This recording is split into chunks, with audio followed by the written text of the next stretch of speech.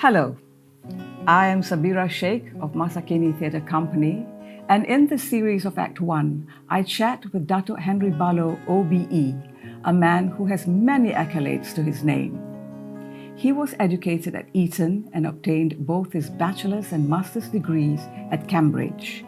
He is also a fellow of the Institute of Chartered Accountants of both England and Wales.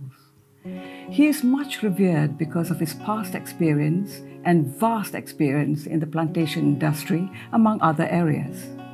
His work has kept him constantly moving around Malaysia, Southeast Asia, and is very sought after as a consultant. In this first of our series, Dato Henry recounts the history of his family business and how he came to love one as a young volunteer teacher, and the hilarious encounters with so many characters, like something out of a bizarre Hans Christian Andersen fairy tale.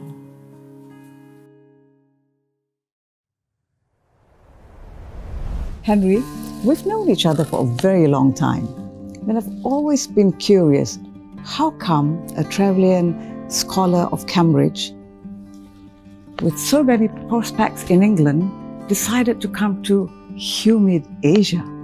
Well, it's a long story, and it goes back way before I was born to a family business which started in the 1850s. The Barlow family were yeoman farmers in the northwest of England. And in the 1850s, the London to Manchester Railway cut through the family farm, and the youngest of several brothers, who was due to inherit the farm, my great-grandfather, was obliged to go off to Manchester and seek a career in the cotton trade. And during the 1850s, he partnered with various people, but eventually set up on his own in the late 1850s, just at the time of the American Civil War. And so he was obliged to import cotton from the southern states, which meant running the blockade, which the northern states imposed on the southern states, and involved transshipment in Bermuda, where there was no proper banking system. It was a period of considerable stress and anxiety for him. One of his cargoes failed, but he was lucky in that he got insurance compensation. The rest all came through, and he made a lot of money out of it. And years ago, I came across his cash book from that period. He can't have been worth much more than £500 sterling. And he was up, if he went bust, for £7 million sterling. So he took pretty major risks. But in the course of it, he lost his health. And by 1890, my grandfather and his brothers had more or less taken over the business. And the cotton goods, which were spun up in Britain's dark satanic mills near Manchester, were shipped out all over the world, but particularly to Southeast Asia. And in 1890, my grandfather and his brothers decided to take over a company in Singapore, which was effectively bankrupt, called Scott and Company. And the main asset the Scott and Company had was a man called Mr. Allinson, who knew everybody and everything up and down the west coast of the peninsula. And he managed the sale of cotton goods up and down the peninsula. But in 1898, he reported to my grandfather that there were a lot of bad debts around because the coffee crop, which was the staple agricultural crop on the west coast, had failed. But some people had started to plant a thing called Hevea brasiliensis, and he thought it might come good. And so he recommended to my grandfather and his brothers that they continue to grant credit. And of course, Hevea brasiliensis, rubber, did come good in a very big way. He then discovered that the banks were charging exorbitant fees to ship the proceeds or to remit the proceeds back from Singapore to London, and thought it would be a better idea to buy cargoes of rubber, which were being exported from Singapore to Europe and London on a rising market. So he did very well out of that.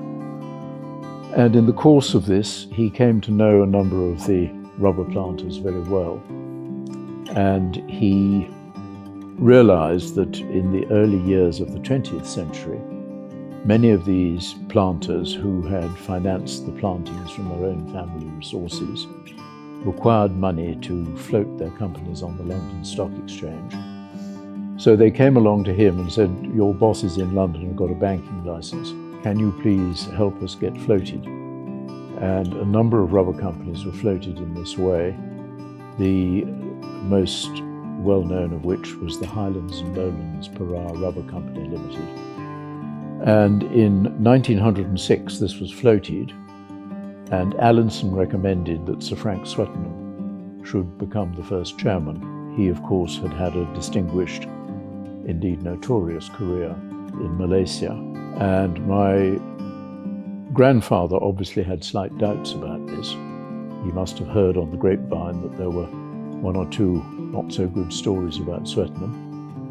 And he got hold of a thing which was called the equivalent of Private Eye, which was produced by the colonial servants in Singapore on the Christmas festivities, which contains some fairly rude remarks about Frank Swettenham. When my father's desk in his office came to be cleared up, I found that he'd not cleared out his grandfather's papers, and a copy of this now very rare publication was hidden away amongst the papers. So my grandfather, who was a squeaky clean Quaker Liberal MP, was not prepared to risk his reputation on something so speculative as a rubber company operating in the Federated Malay States. So he refused to go on the board himself, even though he took up 17 or 20% of the shares. And he nominated his brother-in-law, Dick Denman, to go onto the board with Swettenham as chairman. And the two of them, plus other directors, but particularly Denman and Swettenham, managed the affairs of Highlands and Lowlands Rubber Company Limited from 1906 to 1946, when Swettenham died aged 96, and my father took over the chairmanship, having been working in the secretarial company of Thomas Barlow and Brother since 1922. My father first came out here in about 1921 and travelled up the east coast of the peninsula to Kota Bharu. So there was a long association with the peninsula and Malaya, and this continued, of course, during my childhood, so I was aware of activities in Malaya at the time, although I didn't fully understand. By the time I was 18, I had 9 months between school and university, and the question arose as to what to do with those 9 months. And so I was able, through the assistance of my father and my uncle, to get a job as a volunteer teacher in the government English school in Labuan. And I arrived there in January 1963, having never been in the tropics before. Flew out of freezing cold London. It was a particularly cold winter that time. And I remember we stopped in Colombo, and when the door to the aircraft was open, the effect of the hot atmosphere almost made me fall back into the aircraft. You couldn't breathe, I believe. Well, I got used to it soon enough. At the government English school in Labuan, the school was in a very bad state when I arrived. The headmaster was a drunken Ceylonese, and when I landed at the airport in Labuan, he came out to meet him. His first words were, "This is a very difficult place, Henry. My predecessor I buried several years ago." Luckily, he didn't last very long, and he was replaced after the end of the first term by a very theatrical gentleman called Ian Valentine, who had spent most of his career during the war as headmaster of St. Paul's, Calcutta. And subsequently, in his retirement, he had taken on various jobs, including in Jordan, and then in what was then British North Borneo, putting right schools that had gone seriously wrong. And it was a remarkable education to me to see how he straightened out the government English school in Labuan. Teachers were accustomed to come in 3/4 of an hour late in the morning, but it only required Ian Valentine to be standing in white shorts and long stockings at the entrance to say, "Good evening, Mr. Samuel," or "Good morning, Mr. Samuel. I've no doubt that you won't be late again in the future." And Mr. Samuel was one of the senior teachers in the school, and his name was Mr. Abel Blessing Samuel. Ian Valentine always referred to him as our blessing in disguise. So he straightened out the school. I was involved sharing a house with an Indian gentleman facing what is now one of the oil companies. I think it's a Shell compound. But in those days it was an open area of Aru, Casuarina, interspersed with graves of early sailors who'd visited Labuan and died there of malaria. Just down the road was the recreation club, where Mr. Albert Blessing Samuel spent a lot of his time. And beyond there was the port area, the Hong Kong Bank, and the town of Victoria, Labuan, the capital, where I used to bicycle out each day for my lunch and my dinner at the Namping restaurant. Is it still there? The town, it's no longer there, unfortunately. And I had fried rice or fish and rice, as far as I remember, for $1 a plate.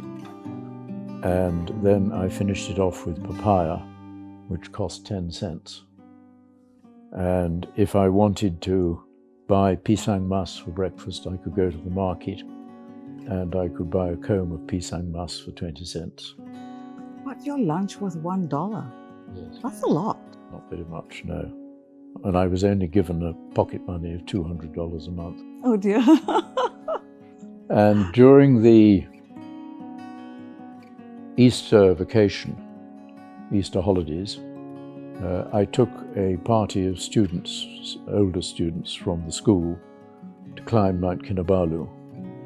As a result of the disruption of the Second World War, some of these students were actually older than I was, because they'd only started their education much later. And there were about 7 of us, and we climbed the mountain. We spent a very cold night in Paka Cave at about 9,000 feet. And what I saw of the butterflies and moths on the mountain decided me that at some stage in the not too distant future, I would come back and look in more detail at it. And indeed, when I returned the students to Labuan, I came back because there was another week's holiday and spent a further 3 or 4 days on the mountain. And at the foot of the mountain, a place called Tenompok, which is not very far from the park headquarters now.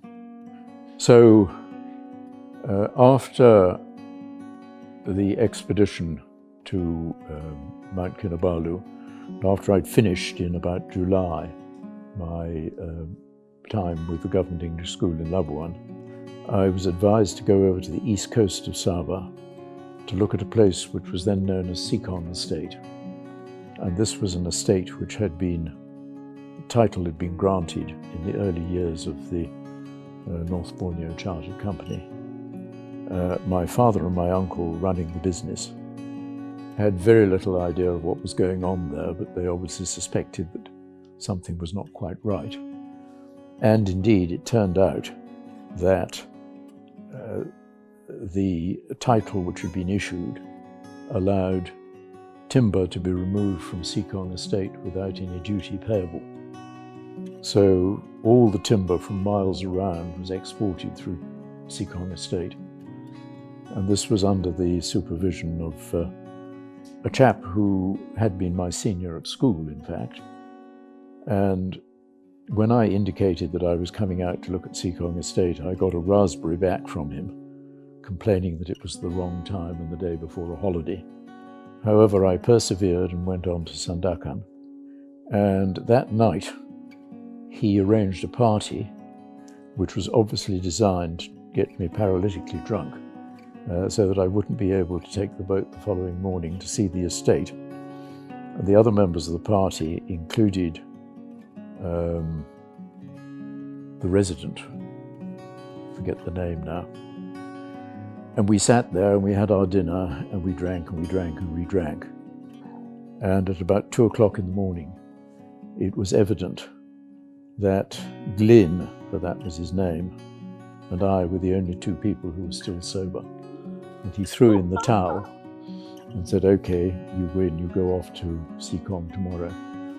And we put the resident into the car.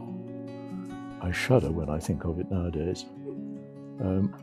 Put the ignition in, started the car, put it into gear and pushed him off down the hill. And miraculously, he managed to get back to his house, where I'm told he fell fast asleep in the car till 10 o'clock the next morning. You're lucky he didn't die. Yes. So, I like the way you're so nonchalant about it. Yes. So there wasn't very much to see on Sekong Estate. There was a lot of old rubber which had been planted in the 1920s. It had never been properly activated or run as a rubber estate. And from there I went up to see an old friend of my father's in Hong Kong, a man called J.R. Jones, who had had a very colourful career, starting apparently being involved in the revolution in Morocco, the Rif Revolution in about 1908. He then claimed that he had led opposition to the Bolshevik army from the catacombs of Kiev. He made occasional references to it, but I was never able to pin him down as to exactly what had happened. Subsequently, he was in Shanghai and had quite a distinguished career there, and ended up as the legal advisor to the Hong Kong and Shanghai Bank in Hong Kong. And he used to come and stay with us at home. And when he heard that I was out in Southeast Asia, he urged me to go and visit him in Hong Kong. So I did visit him, and he had a lovely flat, which is now demolished, looking out from the peak. And at a later stage, I visited Hong Kong, and he was away on holiday, and he persuaded one of his friends to look after me. And this was an elderly man who was half crippled, and J.R. Jones gave him the use of his little motorboat so that we could go out weekends round the islands. And we went round the islands, and at the end of this trip, he said, "Why don't you come back home and meet my mum, and we'll have tea together." And when we got to his house, we sat down and Mum was introduced, and she flew into a rage of Yiddish, which vastly embarrassed Ellis Hyam, who hustled me back into another room and explained to his mother that my grandmother had been responsible for getting her presented at the court of St. James in the 1920s. And it wasn't until many years later that I realized that Mum must have assumed that this rather unkempt, very fair-haired young man was a rent boy that Ellis Hyam had picked up. It's the only time that I've ever been suspected of being a rent boy. Oh, Henry, how could that be? So, after visiting J.R. Jones in Hong Kong, I had, in a way which was typical at that time, but seems ages removed now, advertised in the Times, when advertisements appeared on the front page, for anybody who was driving back to the UK from the Indian subcontinent. And there turned up a party of students. There were 3 of them, one of whom was a Pakistani who had just finished his degree in the UK. And it was arranged that I would take his place, driving back from Lahore through Pakistan, Iran, Turkey, Bulgaria, and up through Europe back to the UK. So I made my way to Lahore. The parents of this student, father was a leading surgeon in the Lahore General Hospital. They were extremely hospitable. And before we set off back, we had a tour around Pakistan driving the vehicle. And we went up to the Khyber Pass and Saidu Sharif in the foothills of the Himalayas, which are absolutely breathtakingly beautiful. And then we came down and turned off before Karachi, moving west through Quetta and then Zahedan in Iran, and then north up to Mashed through very rough desert country. But just before we got to Mashed, the climate changed and we were in beautiful, beautiful old oak forests. It was a very, very beautiful piece of countryside. And that got me to Cambridge. And within the first fortnight at Cambridge, I had attended a Cambridge Natural History Society meeting. I can't remember what the meeting was about, but I met a fellow student called Jeremy Holloway, who came back to my room. We had a cup of coffee together and we decided there and then that in the long vacation of 1965, we would run an expedition. Initially, we thought it was going to be Nepal, but eventually we decided that Mount Kinabalu was a better bet. It was to be a student expedition. There was only one other member of the party, a man called Jonathan Banks. And we duly took ourselves out to Kota Kinabalu, Jesselton as it still then was, and up to Nompok. And of the base, which is now the park headquarters, we managed to borrow from the armed forces in Labuan, who were still there after the Brunei Revolt, a hospital tent which we used as our base camp. And we spent the next eight weeks collecting butterflies and moths up and down the mountain at different altitudes, starting down below the base camp at about 2,000 to 3,000 meters at Bundu Tuan at the Roman Catholic Mission. Is this the same Holloway who wrote all the books? The social life in Labuan was interesting because it was still very much the colonial regime of British North Borneo, and the senior officer there was the district officer, a man called Robbie Beresford Pierce, who was a delightful and charming chap. And he very kindly used to arrange to have the district officer's motorboat made available for me at weekends. And I was able to take some of my students out camping on some of the smaller islands around Labuan. Pulau Rusukan Besar, Rusukan Kecil, and Pulau Da'at were the main ones.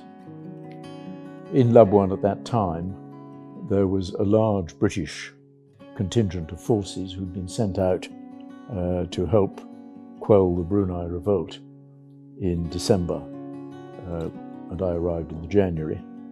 There was also the harbour master and his wife, a lot of Malaysian Singapore Airlines pilots, because Labuan at that stage was the main depot for what was then British North Borneo and Sarawak. I've already made some reference to Ian Ballantyne.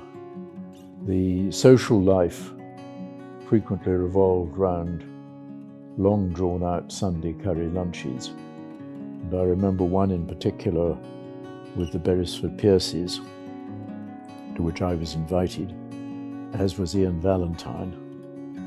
Lunch, of course, was only served at about 3:30, by which time everybody had downed a rather large number of gin and tonics or beer. And suddenly, very clearly, from the far end of the shrubbery in the garden, came Ian Valentine's voice saying, "Thank you very much, but no, my dear. I gave up the pleasures of the bed for the pleasures of the stomach 5 years ago." Oh dear. What a person, what a man. And then from the far end of the garden in the shrubbery came the loud voice of Ian Valentine saying, "No, thank you, my dear. I gave up the pleasures of the bed for the pleasures of the stomach 5 years ago." And who did he say that to? Did you all know at all? It turned out that it was the wife of the doctor.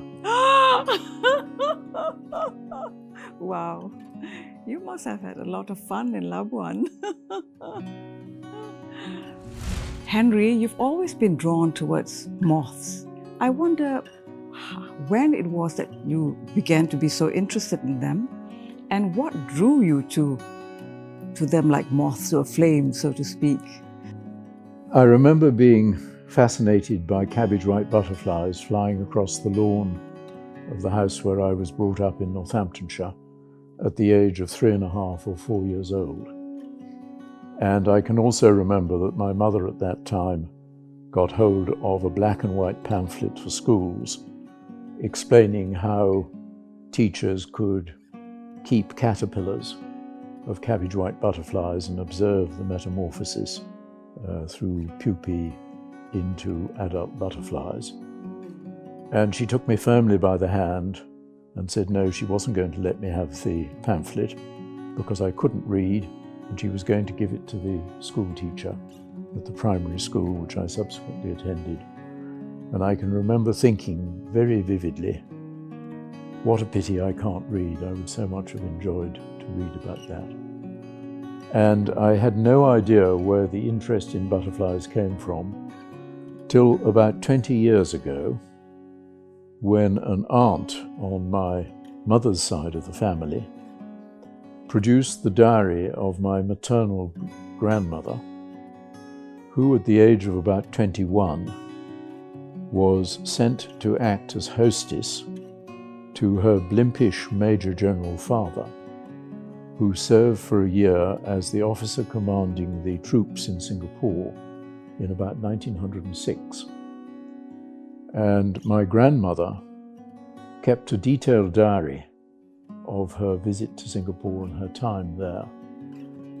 She was half Italian, and she made repeated references to how, when she went out into the garden, she saw the most beautiful black and white or yellow butterfly.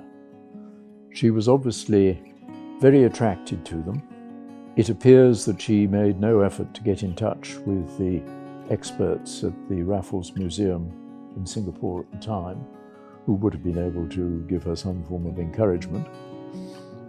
She went back home with her blimpish Major General father after a year, married my grandfather a couple of years later. It was not a very happy marriage, and died several years before I was born. What does that say about the inheritance of acquired characteristics? It jumped a generation. My mother was not the least bit interested, and my father, as I've already indicated, very much discouraged my interest. I hope you have found this episode engaging, and see you at the next one.